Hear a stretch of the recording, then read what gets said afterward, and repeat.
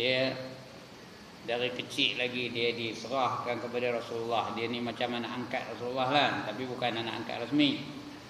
Maknya menyerahkan dia ni dari kecil menjadi khadam kepada Nabi. Namanya Anas bin Malik. Dia banyak merawikan hadis-hadis. Hadis-hadis yang masyhur. Dia ni sahabat besar. Maknya lagi masyhur. Maknya nama Ummu Sulaim namanya, Ummu Sulaim. Dia berhijrah dari Mekah ke Madinah kerana beriman dengan Rasulullah sallallahu alaihi wasallam. Di Madinah tu dia. Sampai dia Madinah, ketika itu dia janda. Suaminya baru saja meninggal dunia.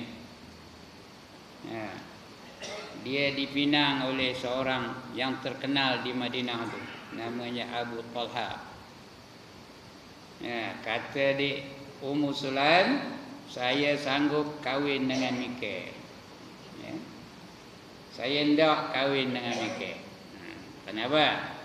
Kerana Abu Talha ni orang yang terkenal di Madinah. Siapa yang tak kenal dengan Abu Talha? Semua orang kenal. Kalau dia Minang berebut-rebut orang dah. Zaman itu ya.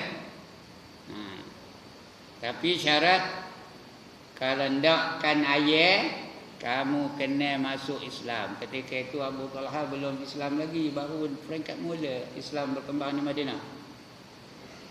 Baru lepas hijrah.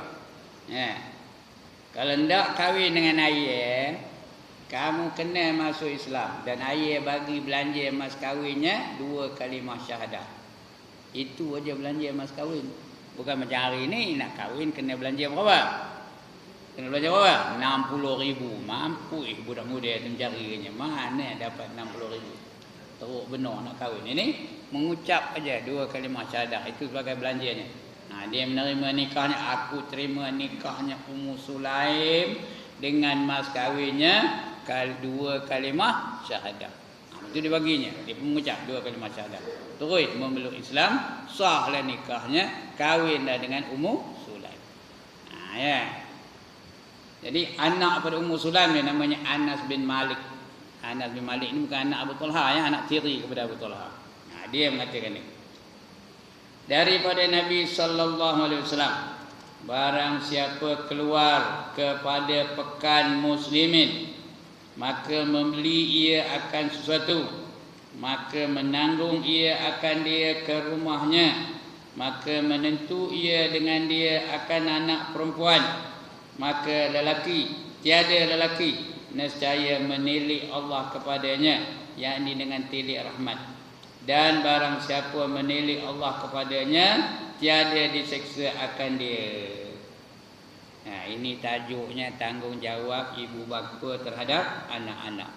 Di antaranya ialah kalau ada anak perempuan, kelebihan anak perempuan terhadap anak lelaki. Lebih untunglah jadi perempuan ni tau. Perempuan ni suka keuntungnya. Dia semayang tak penuh pun dapat pahala kalau tak semayang. Bila dia kemuzuran, sudah tak boleh semayang. Kalau semayang dosa, kalau tak semayang pahala, kerana haram dia semayang. Sudah dapat pahala. Tak semayang dapat pahala. Bila bulan Ramadan, uzur macam, sudah tak boleh puasa. Kalau puasa haram. Mamam dapat pahala. Kerana tak puasa tu dapat pahala. Lepas tu bila dia qada dapat pahala lagi. Kalau nak tukar saya pun nak tukar. Kita tak boleh, kalau boleh tak saya tukar. Punyalah hebat perempuan ni Pasal apa diutamakan perempuan? Pasal di zaman Rasul sebelum datang Islam, orang-orang Arab tu fobia dengan anak perempuan. Tahu ke fobia? Takut benar kalau dapat anak perempuan. Bila diberitahu dia anaknya perempuan, maka hitam mukanya, berubah mukanya, pucat mukanya. Kerana dia tak nakkan anak yang perempuan. Dia nak anak lelaki juga. Begitu juga orang Cina dulu tau. Orang Cina dulu bukan nak anak perempuan. Itu sebab kita banyak orang Melayu dulu ngambil anak perempuan Cina itu sebagai anak angkat. Ada tak? Di sini pun ada kot, di Cekui ni. Kampung saya tu ada seorang ni. Anak Cina dia ambil, anak perempuan. Kerana mereka tak nakkan anak perempuan tu. Mereka anggap anak perempuan tu mendatangkan malapetaka kepada keluarga itu. Dan kalau ada anak perempuan, kalau dibela dia pun dipakai akannya kasut kecil aja. Ini orang Cina. Tak pernah tengok kedai Cina tu lensin dulu. Kasutnya kecil aja. Ngapa? Ngapa kecil kat sana? Jangan kaki tu jadi besar supaya dia tak boleh lari esok. Dah besar tak boleh lari. Sampai dia mengikut aja suaminya ke mana pergi. Bukanlah macam hari itu dulu, once upon a time. Tapi once upon a time pun bukan lama benar ya. Saya ingat lagi masa saya budak lagi. Kerana perempuan ni fobia bagi setengah-setengah bangsa. Begitu juga bangsa jahiliah dulu, fobia kalau dapat anak perempuan. Bila datang Islam, barulah dia utamakan anak perempuan. Barang siapa ada 3 orang anak perempuan, dipeliharanya betul-betul sehingga dia menjadi anak-anak yang soleh, orang itu dijamin masuk ke dalam syurga. Dengan syarat yang asas tu dibuatlah ya. Dia tanya sahabat, bagaimana kalau 2 orang ya Rasulullah? Jawab Rasulullah, kalau 2 orang pun dia dapat fadilat yang sama. Datang seorang lagi tanya, kalau bagaimana kalau seorang saja ya Rasulullah? Dapat seorang pun macam itu juga fadilatnya. Kata Rasulullah sallallahu alaihi wasallam. Itu bertuah jadi anak perempuan ni tahu.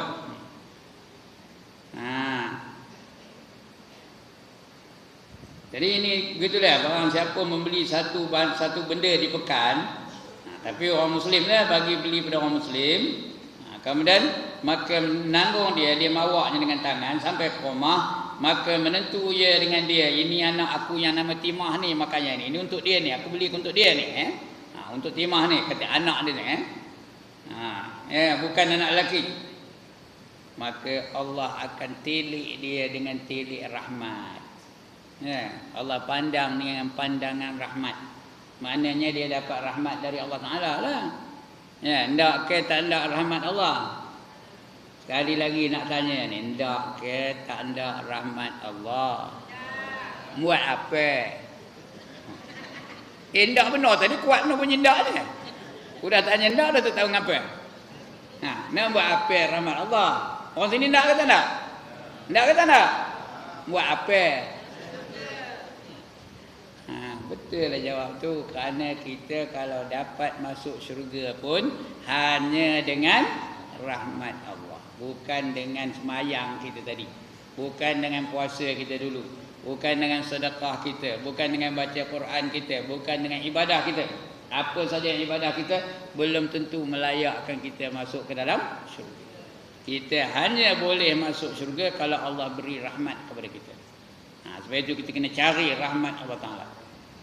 Dalam surah Al-Baqarah ayat 218 kata Allah, innal ladzina amanu wal ladzina hajaru wajahadu fi sabilillah ulaika yarjuna rahmatallah wallahu ghafurur rahim. Surah Al-Baqarah ayat 218. Maknanya, dan sesungguhnya orang-orang yang beriman dan orang-orang yang berhijrah dan orang-orang yang berjuang di jalan Allah, mereka itulah orang-orang yang mengharap akan rahmat Allah Ta'ala.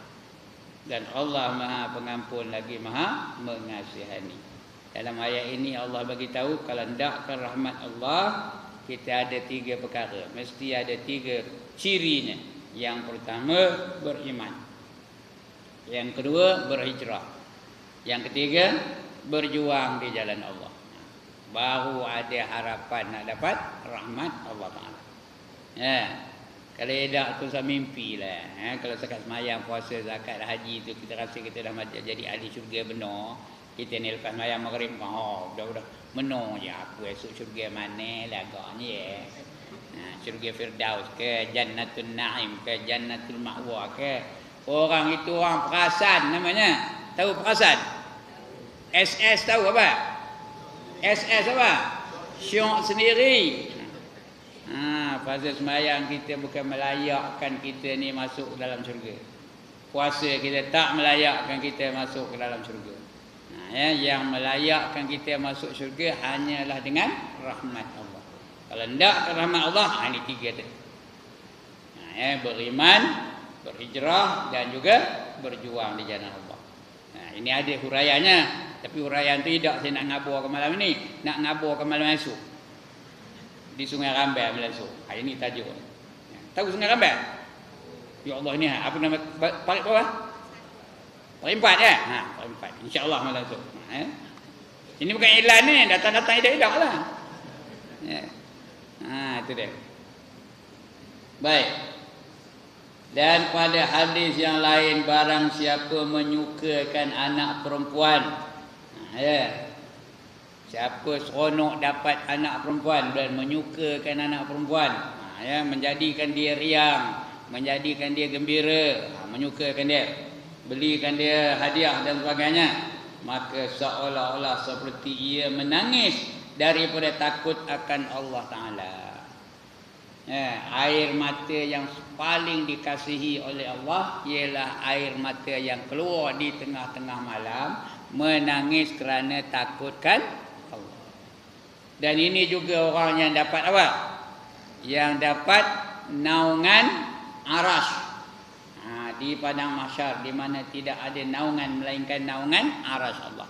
Salah seorang daripada 7 golongan yang dapat naungan arash ialah orang yang sentiasa setiap malam mengeluarkan air matanya, menangis-nangis, bermanja-manja, merintih-rintih, bermesra-mesra dengan Allah Subhanahu wa taala. Ini seolah-olah dia menangis, walaupun dia tak menangis pun. Dia beli satu barang untuk anak perempuannya. Anak perempuan tu sayang menolkan dia, seronok menolkan dia, gembira menolak dia. Seolah-olah dia menangis tengah-tengah malam, merintih-rintih kepada Allah Subhanahu wa taala. Maknanya dia layak dapat naungan arash. Walaupun dia tak masuk dalam golongan yang 7 ni. Tahu ke siapa 7 golongan yang dapat naungan arash ni? Yang pertama, pemimpin yang adil. Yang kedua, pemuda yang warak. Dari muda sampai dia mati tak ada melakukan dosa. Yang ketiga, orang ni tadi yang menangis-nangis di tengah malam. Kerana takutkan Allah. Bukan menangis rumahnya terbakar, bukan itu ya. Dia menangis kerana takutkan Allah. Yang keempat, 2 golongan manusia yang berjumpa dan berpisah semata-mata kerana Allah. Berjumpa dan berpisah semata-mata kerana Allah. Yang kelima, orang yang hatinya sentiasa tertambat kepada masjid. Dia kira nak ke masjid aja. Orang lelaki lah, orang perempuan tak masuk yang ni ya. Orang perempuan tu datang ke masjid dengan suami tak apa, dengan anak-anak tak apa, dengan mahram tak apa. Kalau seorang-seorang ditimbul fitnah tak boleh. Ini orang lelaki aja. Hatinya tertambat kepada masjid. Yang keenam, orang yang menafkahkan hartanya dengan tangan kanannya tanpa disedari oleh tangan kirinya. Tangan kiri tak suruh, punya lelaju dia menafkahkan hartanya. Dan yang ketujuh, ini orang lelaki aja, sorry dah ya, orang perempuan tak ada, orang lelaki aja. Iaitu seorang lelaki yang apabila diajak oleh seorang perempuan yang cantik lagi ternama, ajak ke mana? Ajak membuat maksiat. Lelaki itu menolak kerana takutkan Allah. Inni akhafullah, kata lelaki itu ya. Dia menolak kerana takutkan Allah. Bukan kerana dah tua, bukan kerana dah tak lalu. Dia takutkan Allah. Maka dialah yang layak dapat naungan arash di hari yang tidak ada naungan melainkan naungan arash Allah Taala. Ini pun gitu juga. Dia tak masuk dalam 7 golongan ni, tapi kalau dia seronok menyeronokkan anak perempuannya, dia seolah-olah menangis di waktu malam. Ada masuk dalam 7 ni. Bila menangis di waktu malam tu, kenapa? Takutkan Allah Taala. Dapatlah masuk dalam 1 daripada 7 golongan yang dapat naungan arash Allah. Indah ke tak indah naungan arash ni? Di masyarakat tu macam mana? Kalau yang tak dapat naungan arash macam mana? Dia terpaksa berdiri di bawah panas matahari. Berapa jauh kepalanya dari matahari? Sejengkal. Saya suka sejengkal. Ini jauh matahari ni. Lalu ke tak lalu nohol? Kecuali orang yang dapat lindungan arash. Selesa, nyaman aja dia. Macam duduk bawah ekor je. Yang di luar tu mengelejat, mengelupur. Kerana kepanasan matahari. Sejengkal dari kepala. Cuba fikir. Semua akan merasa ni. Hendak naungan arash ke tak hendak? Kalau hendak, gembirakan anak perempuan kita yang di rumah. Tak kira lah kecil lagi, aku dah besar, aku dah kahwin, aku tak apa, kita gembirakan dia. Jangan Nengok anak perempuan tu ketik aja nengoknya. Okey. Ya. Barang siapa menyukakan anak perempuan maka seolah-olah seperti ia menangis daripada takut akan Allah Ta'ala. Dan barang siapa menangiskan daripada takut akan Allah Ta'ala, diharamkan tubuhnya atas api neraka. Kalau dia menangis kerana takut akan Allah Ta'ala, haram tubuhnya, badannya, kulitnya, rambutnya, kukunya, semua diharamkan daripada api neraka. Ya. Dan daripada Ibnu Abbas radhiyallahu anhuma. Ibnu Abbas ni bukan nama dia Abdullah. Bapaknya nama Abbas, jadi Ibnu Abbas, Abdullah bin Abbas. Orangnya nama Abdullah ni dia banyak gelaran Ibnu, ya. Ibnu Umar, siapa namanya? Abdullah bin Umar. Ibnu Mas'ud, siapa namanya? Abdullah bin Mas'ud. Ya. Ibnu Abbas, siapa namanya? Abdullah bin Abbas. Ini pun begitu juga Abdullah bin Abbas. Radhiyallahu anhuma. Mudah-mudahan Allah redha kepada kedua mereka. Sebab anhuma, huma itu dua orang, ya. Radhiyallahu anhuma. Mudah-mudahan Allah redha dengan Abbas, Allah redha juga dengan Abdullah. Itu kita radhiyallahu anhuma. Kalau Umar bin Khattab tak ada kita kata radhiyallahu anhuma, kerana Khattab tu belum Islam lagi ketika dah meninggal dunia dah. Dan dia belum sempat nak masuk Islam. Umar aja yang masuk Islam. Jadi kalau Umar kita tak kata radhiyallahu anhuma, radhiyallahu anhu, dia seorang, ya. Kalau seorang radhiyallahu anhu, kalau dua radhiyallahu anhuma. Kalau seorang perempuan, seorang aja perempuan, Aisyah radhiyallahu anha, radhiyallahu anha kalau seorang. Kalau dua perempuan radhiyallahu anhuma juga, dua-dua, ya. Kalau ramai radhiyallahu anhunna, nun bersabdu radhiyallahu anhun. Kalau lelaki ramai radhiyallahu anhum. Kalau lelaki campur perempuan ramai-ramai, macam tuan-tuan dan perempuan ni ramai sekali apa? Radhiyallahu anhum juga, ya. Ha mim dapan hum. Hum, ya, bukan hum. Hum. Ini kadang-kadang hum aja, wa barakatuh katanya. Ya. Assalamualaikum warahmatullahi wabarakatuh. Apa tu? Tu. Tak hadapan tu, tak hadapan tu. Ya, ini kadang-kadang lesyo apa benar macam Quran. Bukan tuan-tuan yang menolak mata dengan saya, tuan-tuan tidak di tempat lain. Lesyo apa benar? Alhamdulillahi rabbil alamin. Ya Allah. Ar-Rahmanir Rahim. Bukannya ni. Ar-Rahmanir Rahim. Bukan tuan-tuan ni, bukan imam tadi. Imam tadi okey, ya. Jangan menyolah mata dengan saya. Tapi kadang-kadang kita dengar tu, ya. Tapi salah tu kesalahan yang kecil, tak apalah, ya. Jangan kesalahan yang besar. Kalau yang besar sampai berubah makna, itu tak sah langsung sembahyang. Okey, cerita balik sini.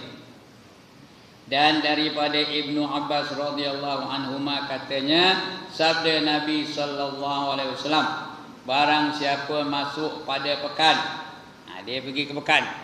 Di mana? Langkap ke Rabu kan ada pekan Langkap kan? Saya pun ada pergi sana. Itu pekan nama tu. Pasal Sari tu. Atau Tul Ensin kan? Tahu ke mana Tul Ensin? Zaman saya tu orang panggil Tul Ensin tau. Saya sekolah di Tul Ensin. Maka membeli ia akan sesuatu, maka ditanggung akan dia macam tadi juga. Kepada ahlinya. Dia beli itu untuk ahli dia. Adalah ia seperti orang yang menanggung sedekah kepada kaum yang berhajat mereka itu kepadanya.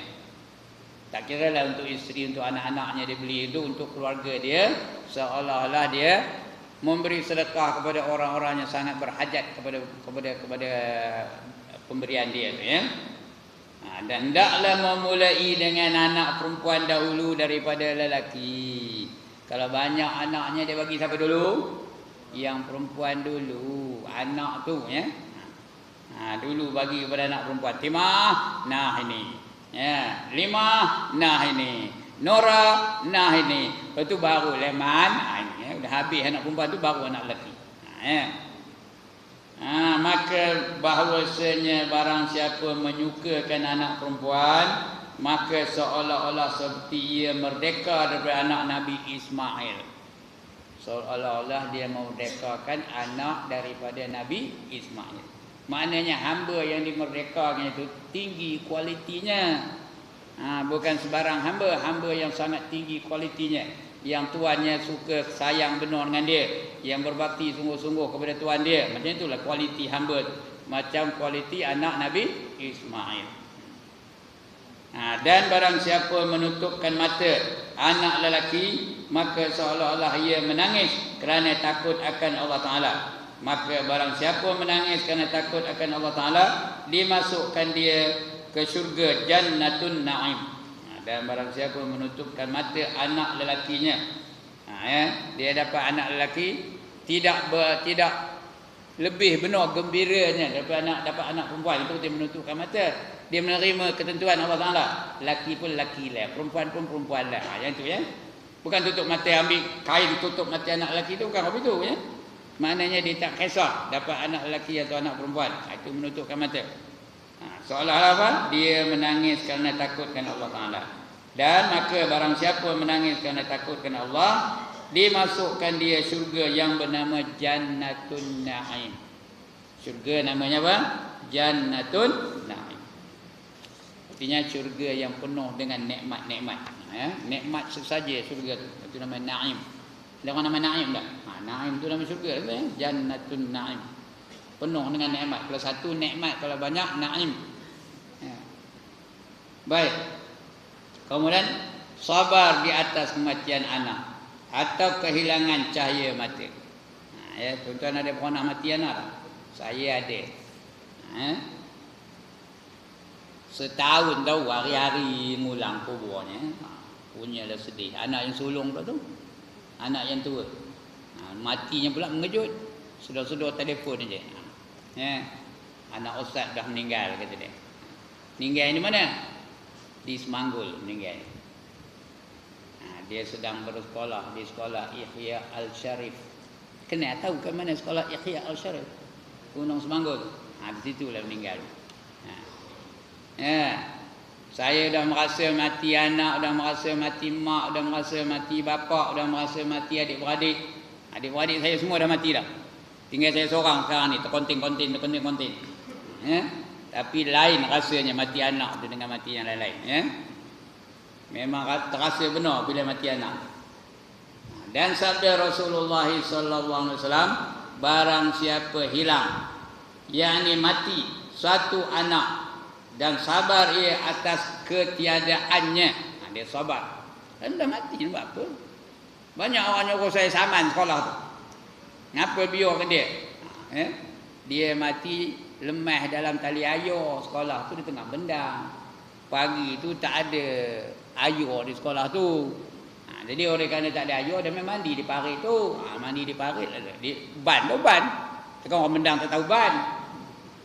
Mandi di ban tu langsung lemah. Suruh dia saman sekolah tu.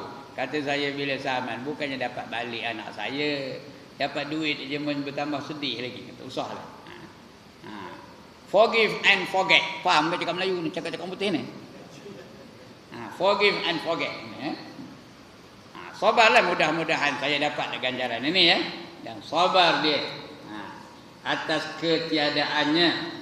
Disuratkan Allah pada mizannya. Mizan tu apa?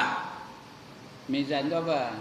Timbangan. Di akhirat esok ada dacing tau. Namanya mizan. Disuratkan daripada mizannya daripada pahalanya seperti berat Jabal Uhud. Pahalanya berat kerana berat sabar tu ya. Kerana sabar tu dapat pahala yang berat. Jadi tuan-tuan yang ada kehilangan anak, sabar. Sabar sampai bila? Sampai bila sabarnya? Sampai matilah. Ini dah bila tu, bila dia nanya oleh orang, dia orang anu. Ada orang apa tu anu. Saya sebut dia sabarlah kata. Sampai bila nak sabar ustaz? Dah jenuh dah sabar. Saya jawab sampai matilah baru diam. Kerana kita biar mati bawa pahala sabar. Bukan suruh bawa pahala semayang ni. Berapa banyak nak pahala semayang kita bawa? Tambah semayang apa kita ni agak-agak melayakkan kita masuk syurga kan? Agak-agak layak masuk syurga dengan semayang kita tadi tu. Tengah semayang teringatkan nampak tu kan ingat tengah semayang tu nampak Undertaker, nampak The Big Show, nampak The Rock. Kenal ke dengan orang tersebut ni? Orang itu layak masuk syurga kan? Begitu juga dia ni tengah semayang pergi pasar malam, milih bawang lah, milih ubi berkentang lah, milih cabai lah. Layak masuk syurga kan semayang apa itu?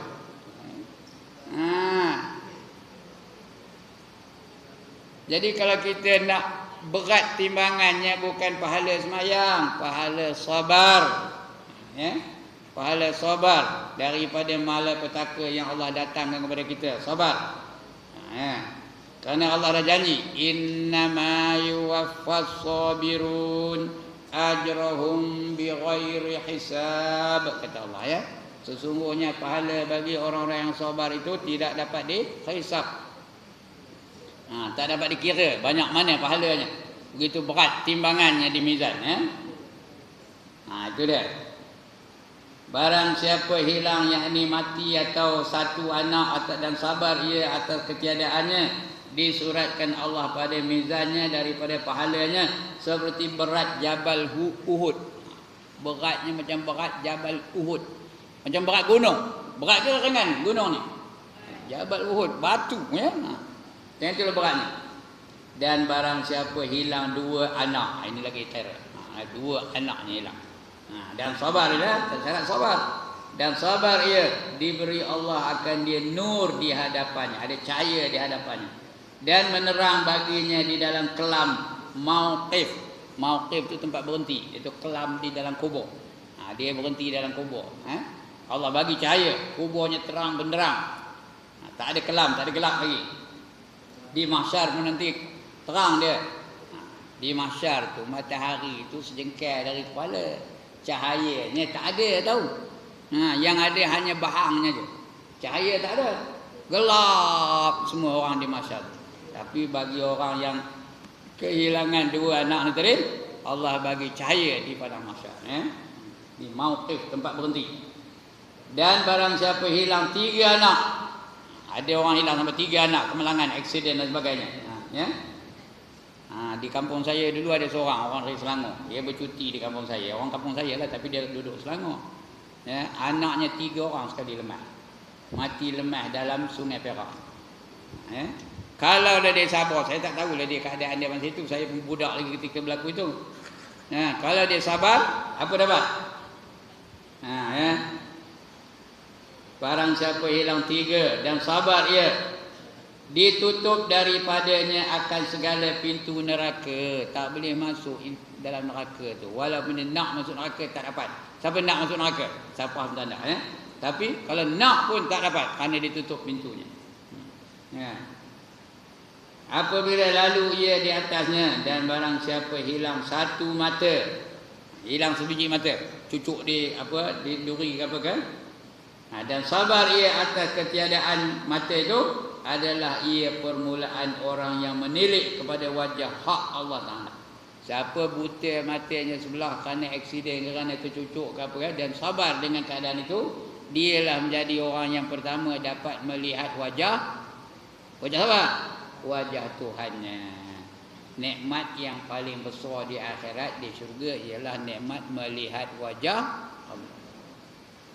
That is the biggest nikmat in heaven. Melihat wajah Allah. Lebih hebat daripada nikmat makan, lebih hebat daripada nikmat minum, lebih hebat daripada nikmat kahwin, lebih hebat daripada nikmat apa saja. Kerana paling tinggi nikmat, paling agung nikmat di akhirat ialah melihat wajah Allah. Ketika itu berseri-seri muka mereka. Wujuhun yawma idzin nadhirah, kata Allah. Muka mereka di hari itu berseri-seri. Ila rabbiha nadhirah, dan kepada Tuhan mereka dapat melihat dengan puas, dengan jelas. Dalam dunia ni tak dapat kita tengok wajah Allah. Cari dah tak jumpa. Kita tak boleh tengok wajah Allah dicekuih ni. Tak boleh tengok wajah Allah dilangkap. tak boleh nengok wajah Allah di Sungai Lampam. Tak boleh nengok wajah Allah di Sungai Doroyan, di Teluk Ensing, tak boleh. Nak nengok wajah Allah hanya di syurga. Dia orang yang pertama dapat melihat wajah hak Allah Ta'ala. Dan barang siapa sabar atas ketiadaan dua matanya, tadi satu mata, ini dua matanya pula, memperbuat Allah baginya beberapa rumah di bawah aras, dan padanya beberapa kerajaan. Barang yang tiada dapat disifat akan dia oleh orang yang musfah. Oleh orang yang musfah. Orang yang musfah ni orang yang berkehendakkan berkehendakkan kebaikan, musfah. Dan sesungguhnya telah datang khabar bahawasanya segala kanak-kanak muslimin berhimpunnya mereka itu pada mauqif al-qiyamah, arti di padang mahsyar, betul ya, tempat berhenti di hari kiamat nanti.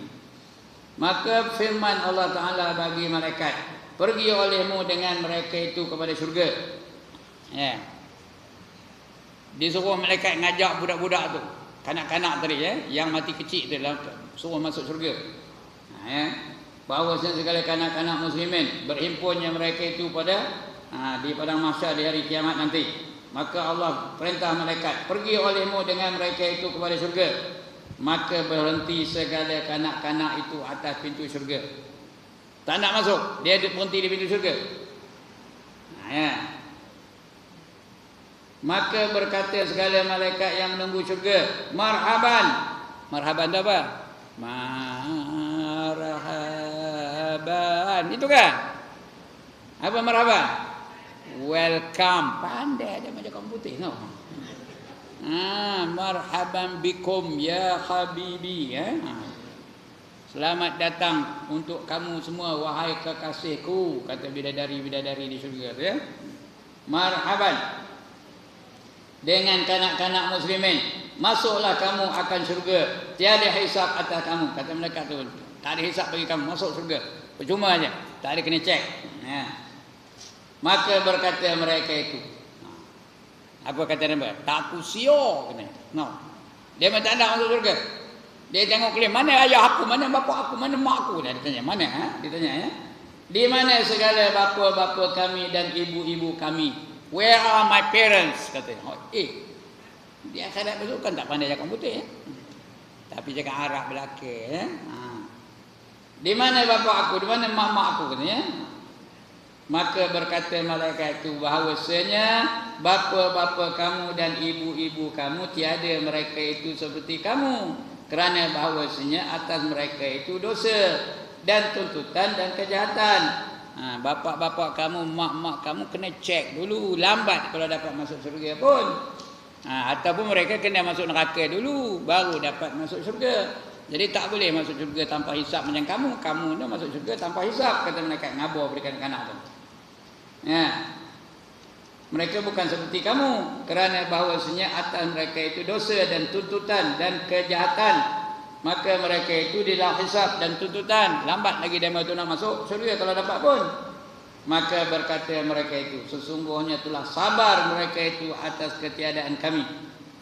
Kami sudah tak ada dalam dunia ini, mereka sabar. Lebih atas dari sabar tu mereka redha pula tu. Redha hati pun tak ada rasa, tak ada rasa sakit, kerana harap bagi pahala pada hari ini. Bagi tiada mengembali atas mereka itu oleh malaikat khazanah akan jawab sesuatu. Malaikat khazanah tu tak jawab apa-apa. Malaikat khazanah tu malaikat yang menjaga khazanah, yang menjaga treasury, yang menjaga nikmat-nikmat syurga. Itu panggil khazanah. Tak ada jawab. Maka berhenti segala mereka itu atas pintu syurga dan menjerit mereka itu. Satu jerit. Maka firman Allah Subhanahu Wa Taala bagi malaikat, padahal ia lebih mengetahui. Apa ini jerit? Siapa yang menjerit itu? Kata Allah, tanya kepada malaikat. Sedangkan Allah tahu, tanya juga.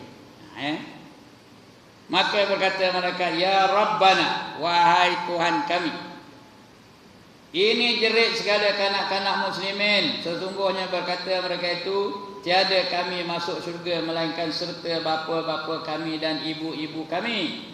Maka berfirman Allah Ta'ala, hendaklah masuk sekalian mereka itu. bagi mereka masuk syurga. Kanak-kanak itu, bapak-bapak mereka, mak-mak mereka masuk syurga belaka-lakanya, kata Allah. Allah izinkan semua itu masuk ke dalam syurga. Ya. Maka mengambil segala kanak-kanak itu dengan tangan bapa-bapa mereka. Nanti dulu, habis ni. Tak lalu melawan.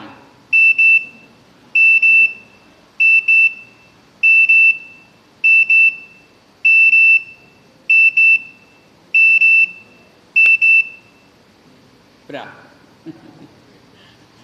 Maka mengambil mereka akan bapa-bapa mereka itu dan ibu-ibu mereka itu, maka masuk syurga sekaliannya. Kanak-kanak itu mengambil, berpimpinnya tangan bapa mereka, tangan ibu mereka, dan dibawa mereka itu masuk ke dalam syurga. Itu bagi mereka yang ada kehilangan anak-anak. Lebih-lebih lagi kalau anak tu anak kecil, tengah sayang benar, tengah manja benar dengan timah, tiba-tiba dia meninggal dunia. Dia lemas ke apa kan, ya. Maka itulah yang menjadi pelaburan dia nanti di akhirat. Maka bahagialah bagi orang yang sabirin. Apa sabirin? Orang yang sabar, ya. Dan kerugianlah segala orang yang keluh kesah, yang sedikit sabar atas barang yang luput akan mereka itu daripada pahala yang amat besar. Lepas itu dia datang kepada kita puasa di bulan Ramadan, melatih kita ni supaya jadi orang-orang yang sabar. Ya, dilatih kita ni sabar, jangan makan walaupun teringin benar nak makan. Ya. Jangan hampiri isteri-isteri dia walaupun teringin benar baru kahwin, ya. Jangan, sabar daripada perkara-perkara yang boleh membatalkan puasa. Sudah dapat separuh dari iman. Sabar itu separuh dari iman. Dan 1/4 daripada 1/4 daripada sabar itu separuh daripada iman. Puasa itu 1/4 daripada iman. Siapa puasa dapat separuh iman. Baik. Maka bahagialah orang yang sabirin dan kerugianlah bagi segala orang yang keluh kesah, yang sedikit sabar atas barang yang luput akan mereka itu daripada pahala yang amat besar. Dan barang siapa sabar atas ketiadaan beberapa anaknya yang kecil dan berkata ia pada sabilillah, inna lillahi wa inna ilaihi raji'un, wala haula wala quwwata illa billahil aliyil azim. Kalau itu dibacanya, ya. Kehilangan anak dibaca inna lillahi wa inna ilaihi raji'un, betul? Wala haula wala quwwata illa billahil aliyil azim. Meminta ampun baginya oleh malaikat. Malaikat yang dengar tu minta ampun bagi dia. Dan redha daripadanya oleh Tuhan Jalla Jalalah. Jalla Jalalah, yang agung lagi, yang maha agung. Dan menjadi Allah Ta'ala akan demikian anak-anak yang kecil itu pertaruhan baginya. Pertaruhan itu artinya pelaburan baginya. Baginya atas haud Nabi, atas haud apa? Telaga Nabi. Telaga haud, atas haud Nabi sallallahu alaihi wasallam. Telaga Nabi itu di mana? Di mana letaknya telaga Nabi itu? Di pintu syurga. Masuk dalam syurga, minum dulu dari telaga Nabi, telaga Al-Kautsar, ataupun dikenali dengan telaga Haud. Inna a'tainakal Kautsar. Itu telaga Kautsar, ya. Minum dulu. Panjangnya telaga tu dari bucu ke bucu sebulan perjalanan. Itu juga dari bucu kanan ke kiri sebulan perjalanan. Dia sebulan perjalanan 4 persegi, tahu? Di sana disediakan cawan-cawan yang sebilang-bilang bintang di langit. Tu kendi-kendi, kita baca Hidayatul Salikin, kita jumpa tu kendi-kendinya. Ya. Seperti bintang di langit. Airnya lebih putih daripada susu, lebih manis daripada madu, tahu? Madu manis ke pahit? Manis ke pahit? Madu manis ke pahit? Manis. Ya dah. Hati ngapa dia minta nak madu? Patutnya ndak lah, mana benda manis kan? Sudah ada menyolang mata dengan saya. Ya. Dan sabda Rasulullah sallallahu alaihi wasallam. Ya. Ini telaga Haud, ya. Siapa minum airnya satu teguk aja, dia tidak akan dahaga selama-lamanya. Sudah masuk syurga tak ada dahaga. Kerana dahaga itu merupakan penderitaan. Dalam syurga mana ada menderita? Tak ada penderitaan, tak ada penat, tak ada jemu, tak ada letih, tak ada marah, tak ada seronok aja. Nak ke tak nak? Jadi layakkan diri itu masuk ke dalam syurga. Nak masuk syurga, berapa syaratnya? Berapa syaratnya? 2 aja. Beriman dan beramal soleh. Itu aja syaratnya. Beriman dan beramal soleh. Dapatlah masuk syurga. Siapa ngabarkan ni? Tuhan ngabarkan. Allah ngabarkan. Wallazina amanu wa amilus solihat ulaika ashabul jannah hum fiha khalidun. Dan mereka-mereka yang beriman dan beramal soleh, mereka itulah yang menjadi penghuni-penghuni syurga. Kekal mereka di dalamnya selama-lamanya. Jadi berapa syarat masuk syurga? 2. Senang ke susah? Senang. Lagi, senang ke susah? Senang. Apa yang senang? Nyebutnya. Buatnya belum tahu ya. Kalau betul-betul senang, tengok subuh esok. Ada tak ramai ni? Ada tak ramai ni subuh esok? Kalau ada, betul lah senang ya. Baik. Jadi minum telaga haud. Ya.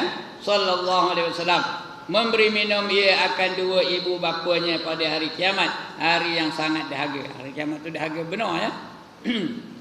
Dan sabda Rasulullah sallallahu alaihi wasallam, bangkit manusia pada hari kiamat daripada kubur padahal lapar mereka itu. Bangkit dari kubur tu lapar benar. Maklum dia tak makan-makan. Mati dah berapa ribu tahun matinya. Ada yang 1 juta tahun dah matinya, ada yang 100,000 tahun matinya, ada yang 50,000 tahun matinya. Ya. Bayangkan, mereka tarawih berapa tahun dah matinya? Bangkit esok lapar ke tak? Punyalah lapar ya. Dan juga sangat dahaga, padahal lapar mereka itu dan lagi sangat dahaga. Maka barang siapa ada baginya puasa tatawwu'. Tatawwu' tu puasa apa? Puasa yang disunatkan ya, puasa sunat. Pada beberapa hari yang panas pada dunia ni.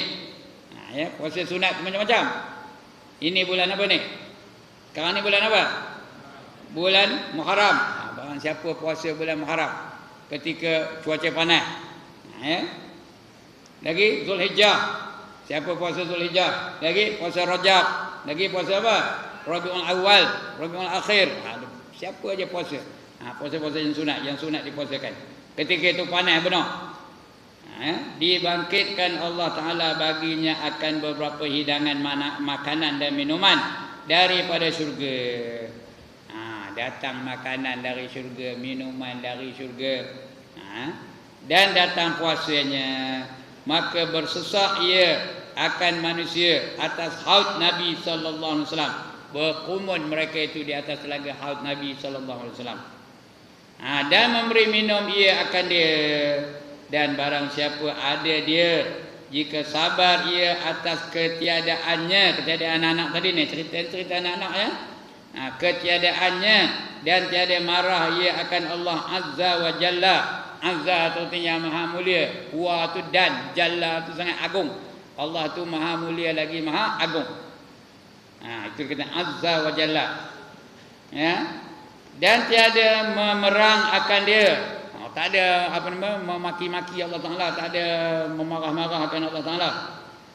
Maka bahawasanya segala kanak-kanak muslimin sekaliannya dikeliling kolam Nabi sallallahu alaihi wasallam serta beberapa jariyah tu. Dan ghulaman di atas mereka itu ada jariyah, ada apa? Ada pembantu lah ya. Dan juga ghulaman tu kanak-kanak, anak-anak yang lain. Di atas mereka itu beberapa baju daripada dibaj. Dibaj itu sutera ya. Daripada dibaj iaitu sutera. Dan berapa mandil. Mandil itu macam sapu tangan lah ya. Sapu tangan daripada nur, daripada cahaya. Tak ada comot-comot. Dan pada tangan mereka itu beberapa ibrik. Ibrik itu apa? Cerik. Cerik itu bukan apa cerik kita hitam jelaga aja. Ini kemasnya cerik, kilat cerik itu. Cerik air daripada perak dan beberapa batil daripada emas. Dia jongkol-jongkol emas tu ada ya. Daripada emas. Memberi minum mereka itu akan segala bapa-bapa mereka dan ibu-ibu mereka itu, melainkan orang yang memerang akan Allah Azza wa Jalla. Orang yang melawan Allah Taala dengan rasa bangga dia menentang Allah Taala, bangga dia tak sembahyang, bangga dia mencuri, bangga dia itu orang yang berperang dengan Allah Taala. Di antaranya orang yang mengamalkan riba, itu seolah-olah dia berperang dengan Allah Taala. Yang ni dengan marah, itu orang yang perang dengan Allah Taala tu. Apa saja ketentuan Allah dia tak setuju, dia marah saja. Dan tiada redha dengan hukumnya pada ketiadaan anaknya. Allah ambil anak dia marah dengan Allah. Ngapa anak aku aja? Orang tu lagi banyak anak, tak ada kamu ambil dia. Ya Allah, tak patut betul kamu ni Allah. Itu memerangi Allah tu. Maka tiada izin Allah Ta'ala bagi mereka itu memberi minum akan dia. Allah tak izinkan kanak-kanak memberi minum kepada mereka itu. Dan sabda Nabi sallallahu alaihi wasallam lagi, ni hadisnya, akrimu auladakum fa inna man akrama auladahu akramahu Allahu fil jannah. Muliakan olehmu anak-anak kamu. Kita muliakan anak-anak tu. Bukan makna kita muliakan anak-anak tu kita hormat dengan dia. Kita salam dengan dia, cium tangan dia, bukan itu. Artinya didik anak tu mengikut syariat yang ditetapkan oleh Allah Taala. Kasihkan kanak-kanak itu. Itu arti memuliakan kanak-kanak. Sudah cukup anak umur 7 tahun apa buat? Apa buat? Suruh semayang. Kalau dah umur 10 tahun tak semayang apa buat? Pukul. Itu memuliakan dia lah tu. Sedangkan pukul tu bukan memuliakan, bagi dia sakit. Tapi pukul. Kerana ini perintah Rasulullah. Ya, muru auladakum bis-shalah wa hum abna'u sab'a sinin. Perintahkan kanak-kanak yang anak-anak kamu dengan perintah semayang setelah mereka berumur 7 tahun. Wa atribuhum 'alaiha wa hum abna'u 'ashrin. Dan pukul mereka yang meninggalkan semayang setelah berumur 10 tahun. Bila anak-anak dah umur 10 tahun, pukul kalau tak semayang. Tanya balik, "Udah semayang belum?" Kalau belum, kita piak bagi dengan kotan. Bagi sakit. Bukan apa itu aja, bagi sakit. Yo dia teroyak tengah tu. Cuma jangan bengkak, jangan luka, jangan patah sudah, tapi bagi dia rasa. Yang itu yang dia ingat, tuan-tuan dan puan-puan. Kita pukul anak kita yang semayang, yang tak semayang tu dia ingat sampai ketua tahu. Yang kita bagi beli kasut baru, handphone baru, bersika baru, itu tak ada dia ingatnya. Dia tahu itu kewajipan kita. Tapi kita pukul dia tak semayang, dia ingat sampai dia dah tua. Anak saya sekarang ni dah 6 anaknya tahu. Dia ingat ketika saya pukul dia tak semayang sekali kata. Sampai sekarang ni ingatnya. Dia tak semayang, dia tidur rumah orang. Balik daripada rumah tu, rumah keluarga lah ya. Tanya dia, "Kamu tadi subuh semayang tak?" "Tidak, apa aku jam nak semayang dah." Pang, tampuk sekalian. Sampai genari ingat. Pasal masa itu umurnya dah 11 tahun. Tak semayang juga. Ini udah umur 25 tahun baru nyuruh semayang. Dia jegel macam udah takut maknya. Ayahnya pun dah takut. Dia jegel. Tambah kalau anak tu dah ada pendapatan, dah ada projek, udah jadi lawyer, udah jadi doktor, udah jadi peguam, dah lawyer tu peguam ya. Udah jadi accountant. Selalu bagi kita setiap bulan 500, setiap bulan 500, setiap bulan mungkin ini kan kasar dengan dia, aku marahkan dia, tak nak bagi duit langsung lepas aku gitu. Sebab itu tuan-tuan dan perempuan, jangan sekali-kali jadi ibu-ibu subsidi. Bapak-bapak pun jangan jadi bapak-bapak subsidi. Tegas dengan anak-anak. Walaupun demo itu DO. walaupun dia tu menteri, walaupun dia tu peguam, walaupun dia tu doktor. Kalau salah, tegur. Jangan bagi muka dengan mereka. Yang sekarang ni mereka bagi muka dengan ibu bapa tu kenapa? Kerana kita tak pernah negur dia. Dah tak ada rasa takut mereka melakukan dosa dengan Allah Taala. Sebab itu kita ni kena didik mereka. Itu cara memuliakan mereka. Cara kita memuliakan anak-anak ialah menjaga disiplin, menjaga adab-adab bapa dengan anak, adab-adab anak terhadap bapa dan begitu segalanya. Ini dah kita pula beri benar hormat kan nama. Itu sebab kata Nabi, akhir zaman ibu melahirkan tuan. Adalah ibu melahirkan tuan sekarang ni? Anak tu kroje, menantu pun kroje. Siapa yang melahir cucu? Siapa yang melahir cucu? Opahnya lah. Opahnya jadi pengasuh, opahnya tu jadi bibi. Tahu ke bibi? Tahu bibi tak? Opahnya jadi bibi. Balik marahnya opah tu. Mak, jangan buat kau bini budak tu, dia marahnya. Dia pula marah ke opah. Monyok aja opah tu dengan anaknya. Jadi anak jadi tuan, opah jadi kuli. Dibaginya 200 bulan. Itu kuli lah tu. Dapat 200 bulan. Patutnya 200 bulan apa tak kerja. Duduk diam je. Bapak jadi apa? Jadi jaga. Balik menantu tu pepet kata dia. Orang menantu balik. Dia pun buka ke bagus. Menantu tu masuk belakang. Kata bapak nengok begitu ya. Jangan jadi bapak subsidi, jangan jadi mak subsidi.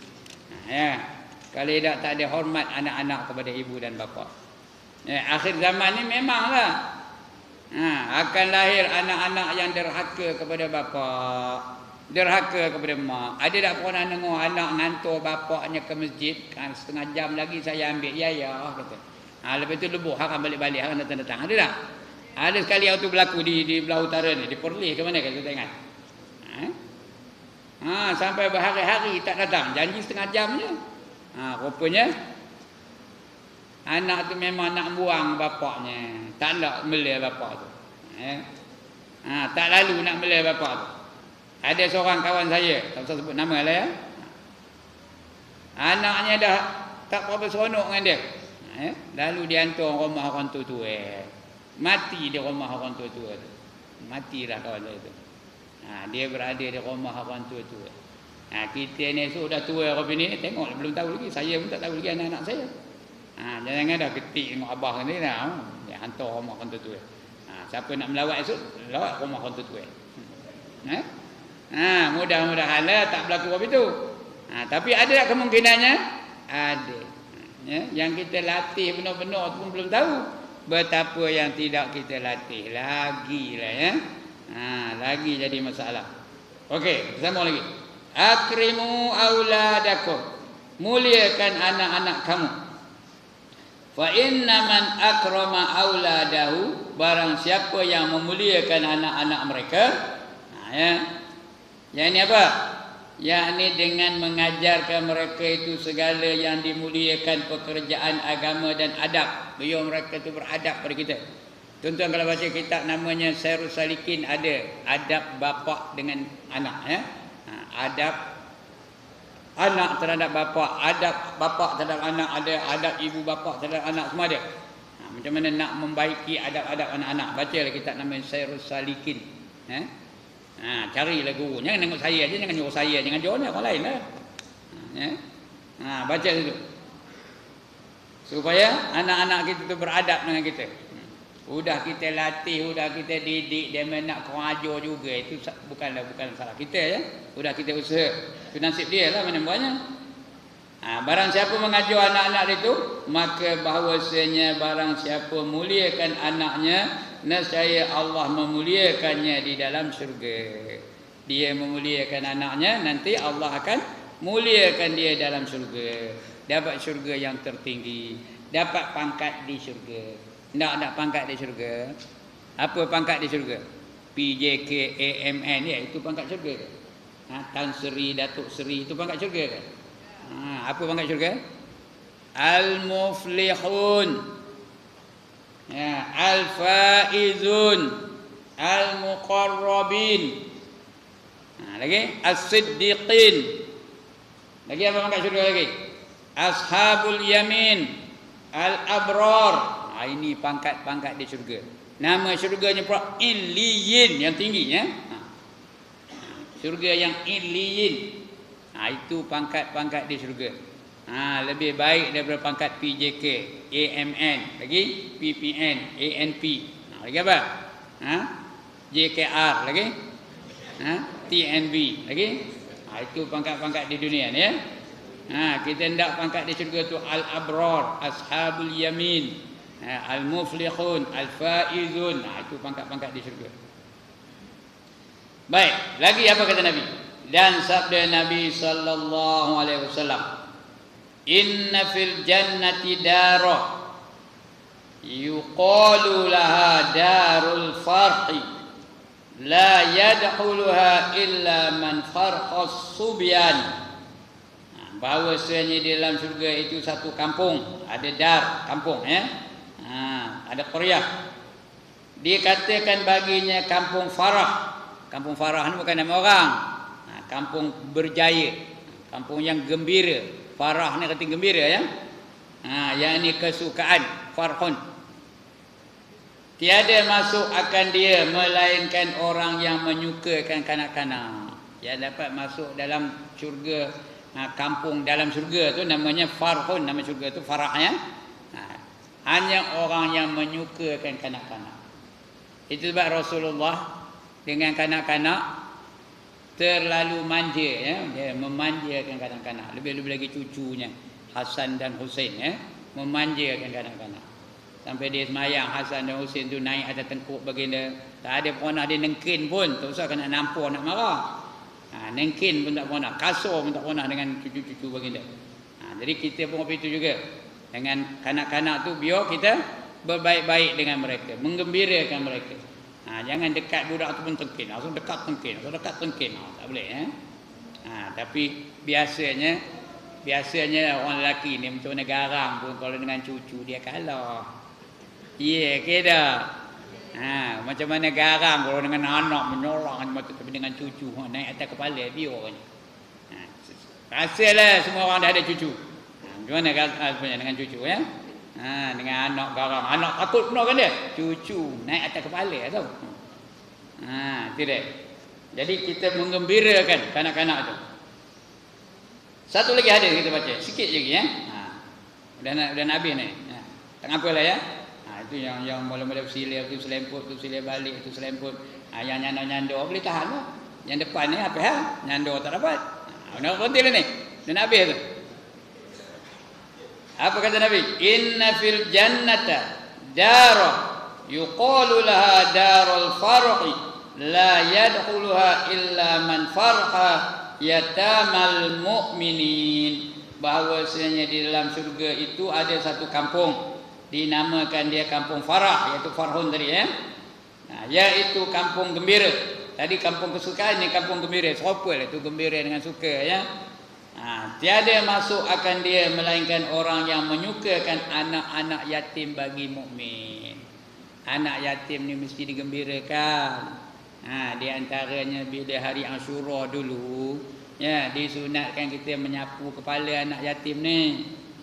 Kanak-kanak kecil yang tak ada bapa, yang tak ada mak, itu anak yatim. Kalau salah seorang tak ada. Kalau dua-dua tak ada, namanya apa? Yatim piatu. Sapu kepala. Sebanyak mana rambutnya, sebanyak itulah pahalanya dia dapat. Tapi lepas itu bagilah RM5 ke. Jangan peri aja. Bagilah dia RM1, RM2 ke. Ikut kemampuan lah ya. Gembirakan dia. Kerana anak yatim ni, siapa yang menghina anak yatim, siapa yang tidak mempedulikan kebajikan anak yatim, itulah dia orang yang jadi pendusta agama. Ya. Ada tak pernah dengar ayat ara'aital ladzi yukazzibu biddin fadzalikal ladzi yad'ul yatim. tahukah kamu siapa pendusta-pendusta agama? Mereka itulah orang-orang yang menafikan hak-hak anak-anak yatim. Itu pendusta agama. Ada seorang tuan guru, tahu? Tuan guru, dia ngajar satu bab. Dah habis tu dia balik. Bulan depan tu datang lagi, ngajar bab itu juga. Yang itu juga dia ajar ulang tu kan. Yang lain tu dengar, apa tuan guru ni? Yang bulan sudah ngajar itu, ini ngajar lagi kan. Diam ke, tak berani nak cakap. Sampai habis. Bulan depannya bulan yang ketiga tu dia ngajar itu juga. Diam lagi dia mah.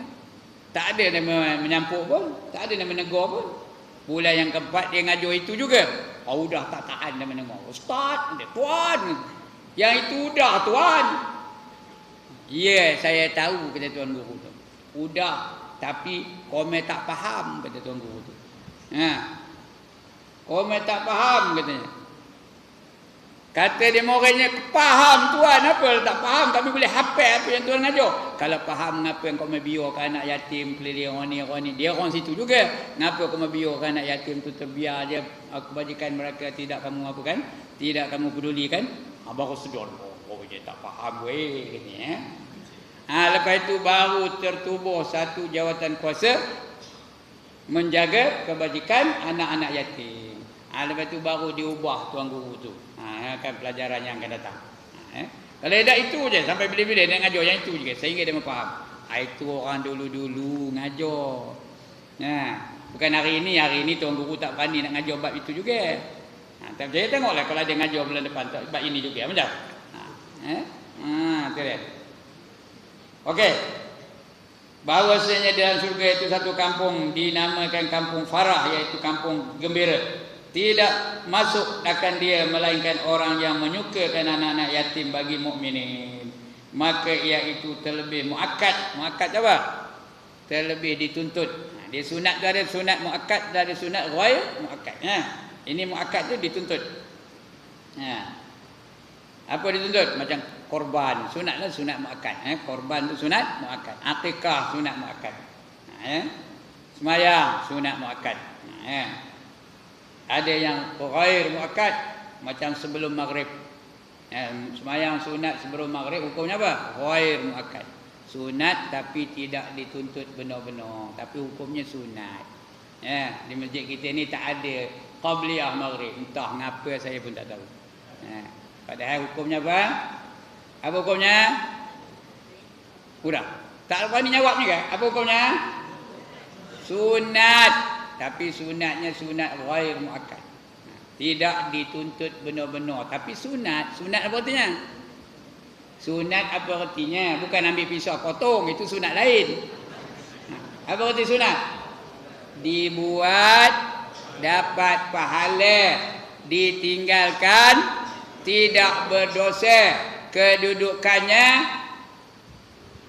elok buat ke elok tinggalkan.